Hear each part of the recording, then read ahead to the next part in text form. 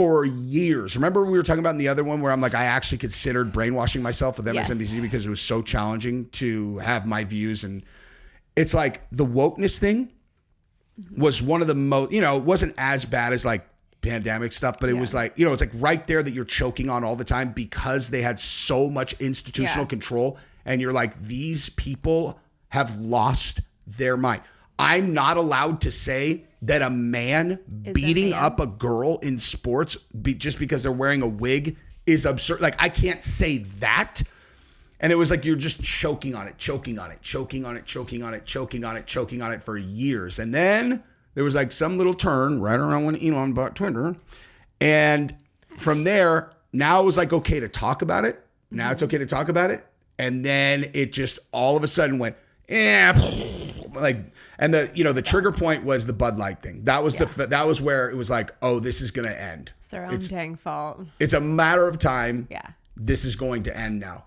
And I have says Bud Light like Dylan Mulvaney. Yeah, exactly. Hey, what are they traditionally known for? It's all college boys, rednecks, and the center of the America. This is America right here. It's all, well, what's the new America? They're all trans. A weirdo narcissist who is pretending to be a girl for views on TikTok, and you're all, what? Like, let's get them. Yeah. Hey, this won't alienate anyone.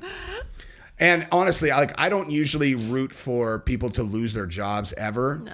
And Alissa Heinerscheid, I almost felt bad for her. I did not. But she came out and did that. She came out and did that interview right before the Bud Light thing, and she wanted to put her face out there. She's all, so I'm the first female to take over the entire, and the way she talked about it, when I took over Bud Light, it was a diminishing brand, which was losing, and we needed to change. They were the number one beer in the world, okay? They were the number one beer in the world. Definitely fix it. And she said that if we don't change, there's no future for Bud Light. She literally said that. Have you ever seen that? No. Oh my God, dude. She's so dumb. Oh, I mean, whoever hired her is dumber. Well, she just is like she's like the same. Honestly, she's the same as this person. Okay. Remember her?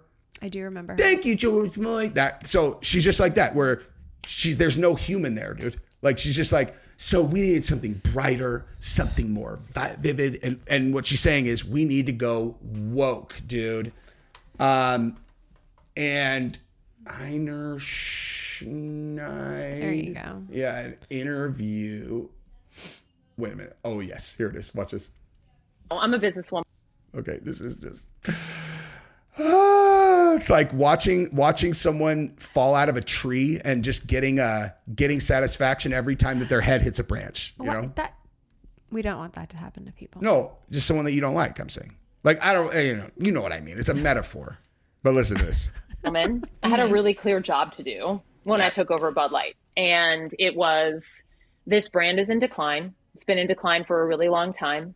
And if we do not attract young drinkers to come and drink this brand, there will be no future for Bud Light. So I had this super clear mandate. It's like, we need to evolve and elevate this incredibly iconic brand. And what I brought to that was a belief in, okay, what does evolve and elevate mean? It means inclusivity. It means shifting the tone.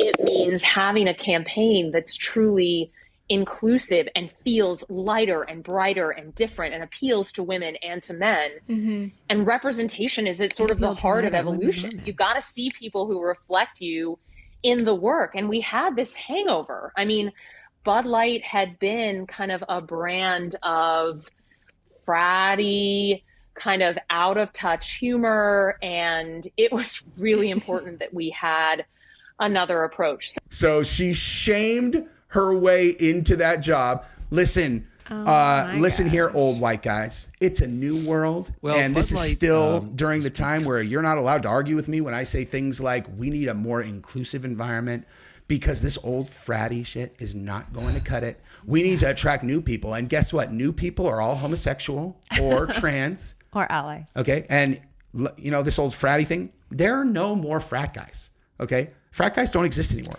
Have you looked at social media? You see any frat guys? Huh?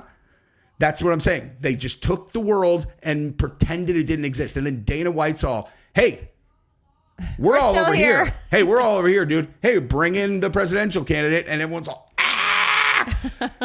It was just like all at once. It was like, oh, you guys put your fingers on the scale. Not just put it on the scale, like this, put it on the scale. We'll recreate the world.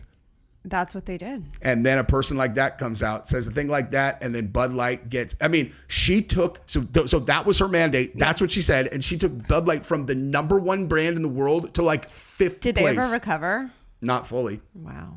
Not fully. Let's actually see exactly like Bud Light recovery. Because honestly, I want them to recover now because they literally went 5,000% in the opposite direction. They did a $150 million deal with UFC. Yeah. They started supporting anyone that is on the far other side. They couldn't, if they would have endorsed the big guy, everyone would have taken them back. If they just went, we're endorsing him. Probably true. But I don't think BlackRock would have allowed that. Bud Light has been slowly recovering from a conservative boycott that began April 2023. They've been declining, but the rate of decline has improved. In the week ending September 7th, Bud Light sales were down 8% year over year. However, company has reported gradual improvement in market share since May of 2023. Well, that's good, but go to the people ask, how much did sales go down? Right down, right up. Yes. Big number, 1.4 billion. That's how much Bud Light lost in sales. Oh my God! After the company lost over $27 billion in value following the controversy. Wow! And you want to know what that means? That right there was the end of woke. The people have spoken. Just like that, dude. And then Disney was forced to look at their stuff, and they're all, okay, if they can make this big of an impact when they unite, what do you think's going on with our movies? And they look in, and every single internal meeting was like, I'm just like, they're not even trying to talk to me about my like not so secret queer agenda when I'm doing the whatever. And there's and the president was all, I'm the proud parent of 2 pansexual children. And you're like, and we're done. That's a you problem. That's a wrap. Oh, the new Buzz Lightyear movie has a mom or a trans, whatever, like 2 moms. Normally, I wouldn't care that much, but you made it like this. You did that. Because you did it every single time, and then you go public, and you're like, we have pansexual children. So then all it takes is just one thing, and I'm like, and I'm done. I'm not seeing that movie. We canceled our Disney Plus subscription so long ago. And there are like things that I want to watch sometimes that are like only streaming on Disney, but I legit refuse. No, I'm not giving them money. Yeah. They would need to make a show that, like, the companies that went hard that way, they need to go hard the other way. They not just stop doing that stuff. If you want me back, you have to go all the way the other way, at least for one ad, dude. Just show that you understand what you did wrong. Like, you don't need to insult anybody. Like, you don't need to go forget these people. I'm saying make a commercial that is funny to frat guys where you have chicks in bikinis and them going, I would like to lick that body. Or like a Disney movie that has an intact nuclear family and talks about how important that is. That would be nice. An intact nuclear family. Inside Out 2. Yeah. Great movie. Where's the dad? Yeah, he was weirdly missing. Right? Just gone. Because we're not allowed to have nuclear families anymore at Disney. It's so weird. You know what? I'm not seeing any of their movies until they do that. No, but you know what? Like, I understand why it started. Like why they started making films like that, because it was during a time where like divorce was starting to kind of become a thing, and they wanted children to not feel what left year out. Do you think? It was like a long time ago. Yeah. But what's ended up happening is that it's literally every single film. So where you're raising generations of children who the movies that they see and the characters that they look up to and the families that they've like feel like they know, that's all that exists. So like why as adults would they strive and think that having a good healthy marriage is normal? Because it was never modeled for them. Exactly. In popular films and stuff. Yeah, it's disgusting. I think it started in a good place, but it again went way too far and is now creating the opposite problem. Yep. I totally agree with you. And like these people are toxic cancer. It's like, And really, if you wrote a script and it was like white mother and father, child, and then fill in the blank, any additional facts in this script, they're like, this is problematic. Get rid of a parent. This is problematic. Many, we need to think about marginalized groups that do not have an intact family. You haven't done that in the last 27 movies. What about families that do have intact families? Right. And one thing that Candace Owens talks about, not just Candace Owens, actually, Larry Elder. Do you know who Larry Elder is? Think Candace Owens, but older and a man. Okay. So one of the things that he always talks about is that the challenges, like in the black community, the murder rate is through the roof. The crime rate is through the roof, and the imprisonment, all that stuff. Right. Like, vicious cycle, right? So he has many theories related to what has been driving that, and poverty is obviously an enormous one. But he says that the biggest driver is the lack of male fathers in the family, because it's a perpetual generation over generation to where they are not even like, in those communities, like the ghetto or whatever, like, I don't know how else to describe that, but like the impoverished areas in the city, they don't grow up thinking that if they get a girl pregnant, they're supposed to be together with them, because none of them had that at all. And so they have kids, and then it's just kind of like, I got to go see my baby's mama. Like, it's so normal. Well, didn't they like also end up kind of creating that with the welfare Yes, they system? did. Absolutely correct. Like, single mothers got so much more money. That's exactly right. Yeah. That's exactly what they did. I actually don't know. I don't think that they did that on purpose, actually. No, again, probably stemmed from a place of good. Like, these women need our help. Mm-hmm. And they need extra help. They need extra help. Yeah, because they're by themselves. They're alone. They need extra. But then it's like, okay. I get more money if I'm well, single. now I'm incentivized to not get married. I don't care what anybody says. You can say, well, the marriage certificate doesn't mean anything. Like, if we live together, it's just like being married. Because obviously you could just like not get married and go. That marriage, that means a lot. It's a very different thing, dude. You're legally married. Yeah. I remember I thought before we were married that it was kind of like, well, it's just a choice. And then as soon as we were legally married, I was like, whoa, like, this is different. Yeah. It feels different. I remember instantly. that. It totally does. Yeah. Totally does. Yeah. And so you have it like that. And not to mention, the reason that you're not married is just to like kind of juke money, like extra money out of the government. Now, whether you need it or not, but you're creating people dependent on the government. And I have actually heard that the president who was in office at the time when they did that said a horrific line that I would never repeat. Because who was the president? Oh, God. What's the one? Lyndon Johnson. Oh. Lyndon Johnson. Something about they'll vote for us forever, but in the most racist, disgusting way you could possibly say it. And which, again, just further solidifies that it's like, okay, so no one's claiming racism doesn't exist. They are the fake I care about, right? Thank you, George Floyd. For sacrificing his life. Yeah. But bottom line is, lack of male figures in the home lead to bad outcomes. And then Disney's like, oh, we can't, like, we don't want to make people who don't have families feel whatever. It's like, dude, you can sometimes speak to what the ideal is. Yes. How else are children going to know it exists or what to strive for?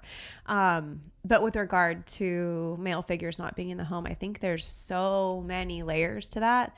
Like, yes, it's just the presence of a person, but we also look at, like, we moved our daughter from one middle school to another.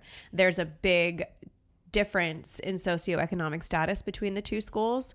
And one thing that we see a lot is like, these are families with one parent. And I'm not saying there's anything wrong with that. Like, if you're a single parent out there, like, hats off to you. I was raised by a single parent, been there. Like, I have extreme adoration and admiration. Gabrielle's dad was in jail her whole life. Yeah. But there's a difference in just like supervision, and single parent has to work overtime. They're gone. So you have this child unattended in middle school. When does all like the crazy stuff typically happen? When you don't have friggin' eyes on you. I got my first blowjob in 8th grade by a girl who was raised by a single mom, and she was home alone for 3 hours after school every day, and everyone knew. Yep. And I don't know what you do about that or how you change that. I know that single parents are doing the best that they can, but there's something to be said for like having divide and conquer, right? There's two of us that have eyes on our kids. The dynamic between a father and mother or a husband and wife when you're raising children, maybe not everybody wields it the same way that we do, but like we've got a real good balance, dude. Yeah. Like I'm like the lion, the male lion that lays around and kind of does whatever he wants. You know, Mom does everything. Mom does most things, but until that, and then if I say it, it's like, you know, it's a sledgehammer. Or like certain things, like my kid, they're going to jujitsu, and I make sure that they go every day, and like.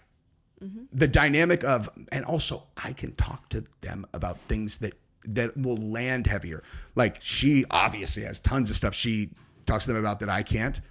And I just consider my job knowing some serious landmines and then using that thing that I can do with people and just systematically building the person that I want with like, it's almost like building protections around specific potholes that I know are there. It's like, I'm going to build around that because I know she's going to bump into that. So like, let me just do that and do that and do that and do that and do that. Yeah. One parent doing all of that is hard, man. It's impossible. And how are they supposed to know what, like daughters, how are they supposed to have any idea of what dudes are if they have not grown up with one? Yes, that. You know what I mean? Mm-hmm. Like you're the father of daughters, your job is in their eyes to be the exact model of what you want them to marry. Yes. Because that is what they're going to do. And if you're a dad to daughters and you're not thinking that, that's exactly what you're doing, whether you know it or not. So be good to their mama and show them the kind of man that you want them to marry. Because they will look for their dad. Exactly. Whether you're trying to make it happen or not. If you don't want your daughter's future dude to yell at them, don't yell at your wife. If you want them to carry the wife around their shoulder like a little sack of potatoes that's a baby that can't walk, dance them on their feet, or dance them on their feet and sing silly songs to them, then you do that. You know? Exactly. Soft with the babies, but they know very capable of protecting them. Safe and happy. They'll gravitate to and do what they see, not what you tell them. That's always a fact. 100%. That's why sometimes when we're like, Giselle, be nice to whatever, I'm like, that's exactly how we talk to her. You know? Yeah. Because we talk to her like that, and then she does it to her little sisters. We're like, Giselle. Hey. Yeah, I know. Oh, I know. I'm fully aware of moments like that. I'm like, okay, got to change. It's just because she's so tough. Like, I know I can talk to her. Giselle, what are you doing? And like, the other one is not like that. The middle one's a little bit more sensitive. Yeah, and I try not to talk to her like that, but then Giselle does it to her. Anyway. But know your audience. That's something we're teaching too. 100%. And getting back to the original point, though, Disney. Where did we go? Disney, okay, thinks that that's not important. What's the most important is kids who are growing up with single families to be like, hey, this person's got a single mother as well. Validating and normalizing not normal is more important than creating a model for them to strive towards. Or like something really weird. That's like, you have 2 trans parents. And it's yes, because such a big number of the population has that. Yeah. Oh my God. Did you hear the story about the gay dads that adopted that kid? No. Just listen, dude, this is insane, dude. Gay fathers, 100 years. What? Ready for this? No. Look at this. Gay couple in the U.S. gets 100 years in prison for raping their adopted sons. Okay, so these 2 psychos. No. Wait, is this a new story or brand new? Brand new. This just happened 3 days ago that they were convicted. Okay, so they've each been sentenced to 100 years in prison without parole. Gay couple from Georgia will spend the rest of their lives in jail after they were convicted of abusing their 2 adopted sons. The 2 accused, William and Zachary, have been sentenced to 100 years. William's 34, Zachary's 36. They earlier adopted the 2 brothers who have now turned 10 and 12 from a Christian special needs agency. The children were raised by the gay couple under the guise of a happy family in the affluent Atlanta suburb. You know, and again, guarantee any of these wokesters in any other scenario, they would have been like, you guys are so stunning and brave. You're all, are you sure? The DA said that they truly created a house of horrors and put their extremely dark desires above everything and everyone else. However, the depth of the defendant's depravity, which is as deep as it gets, is not greater than the resolve of those that fought for justice and strength of the victims in this case. I'm like sick to my stomach. I don't know how they got caught. Like, despite being well settled in their lives, the two would force the young brothers to have sex with them on a regular basis and would filming it. Oh, and we're filming it. They were arrested after police caught an alleged member of the ring downloading child porn. Oh my God. So they were filming it and sharing it. And it says right there they pimped their kids out too. 100 years? 100 years? Just get rid of them, please. Dude, 100 years is not enough. You know what they should do? Oh. So in The Wire, the show The Wire, there's a plot line in season 4 where Michael, who's one of the main character kids, a tough ass little fucker. Mm-hmm. The father of his younger brother gets out of prison and comes back. And there's this weird dynamic between them. And he's like, Mom, you said he was never coming back. And then you find out that the guy was in jail for molesting him. Mm-hmm. And he can't get rid of him. He's too small. You know, he's still only like, I don't know, 12 years old. So he goes to Snoop and Chris. And he tells Chris, you know, he doesn't tell him exactly, but Chris knows. Yeah. And Chris is the most like cold, controlled killer in the world. Takes them into the house, puts them down, boards it up. That's why like he disappears all the bodies. Mm-hmm. And with this one, he snapped and just beat this guy to death in the middle of the street, like completely lost composure to where you know that he's doing it for someone that did it to him. You know, when he was young, it was very. I mean, that was like the point of the scene. That's how these people should go. A grown-up survivor, and you're like, do what you want, get it all out, dude. Do what you want. Like this is the epitome of evil.